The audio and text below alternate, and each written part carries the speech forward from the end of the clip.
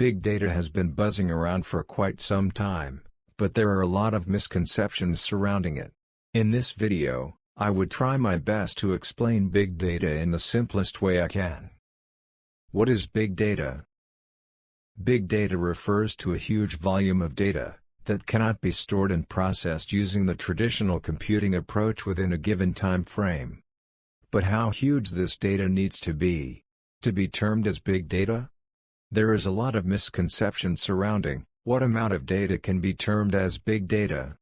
Usually, the data which is either in gigabytes, terabytes, petabytes, exabytes or anything larger than this in size is considered as big data. This is where the misconception arises. Even a small amount of data can be referred to as big data depending on the context it is being used. To get more clarity on this, let me make use of a few examples and explain it to you. For example, if we try to attach a document that is of 100 megabytes in size to an email, we would not be able to do so, as the email system would not support an attachment of this size. Therefore, this 100 megabytes of attachment with respect to email can be referred to as big data. Let me take another example and explain so that you get a better understanding of the term big data. Let's say we have around 10 terabytes of image files, upon which certain processing needs to be done. For instance, let's say we want to resize and enhance these images within a given time frame. If we make use of a desktop computer to perform this task, we wouldn't be able to accomplish this task within the given time frame, as the computing resources of a desktop computer wouldn't be sufficient to accomplish this task. You may require a powerful server with high-end computing resources to accomplish this task on time. Therefore, this 10 terabytes of image files can be referred to as big data with respect to processing them on a desktop computer. I hope by now it's completely clear to you. What do we mean by big data? How big data is classified?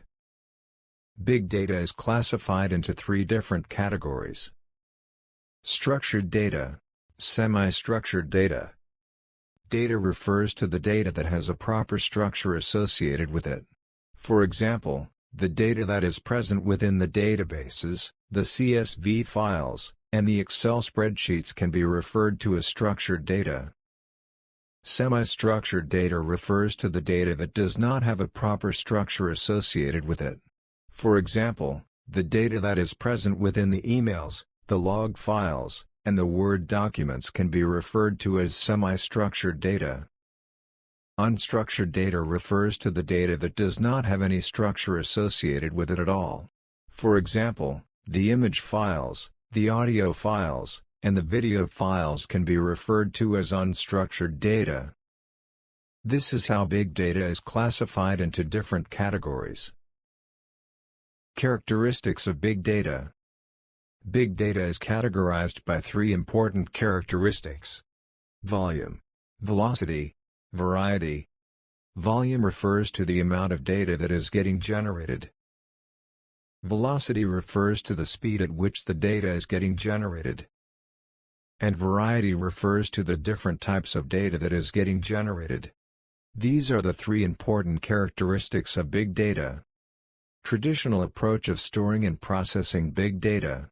In a traditional approach, usually the data that is being generated out of the organizations, such as the banks or stock markets, or the hospitals, is given as an input to an ETL, extract, transform and load, system. An ETL system would extract this data, transform this data, that is, it would convert this data into proper format, and finally load this data into the database. Once this process is completed, the end users would be able to perform various operations, such as generate reports and perform analytics by querying this data. But as this data grows, it becomes a challenging task to manage and process this data using this traditional approach. This is one of the reasons for not using the traditional approach for storing and processing the big data. Now, let's try to understand some of the major drawbacks associated with using the traditional approach for storing and processing the big data. The first drawback is It's an expensive system and requires a lot of investment for implementing or upgrading the system, therefore small and mid-sized companies wouldn't be able to afford it. The second drawback is scalability. As the data grows, expanding this system would be a challenging task. And the last drawback is, it is time-consuming.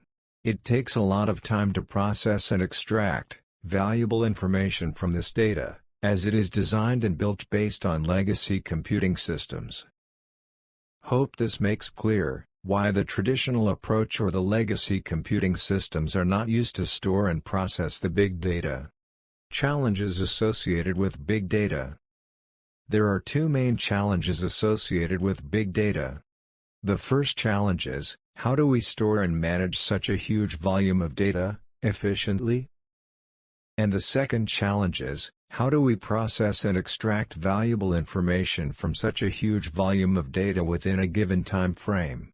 These are the two main challenges associated with the storing and processing big data, which led to the creation of the Hadoop framework. How big data is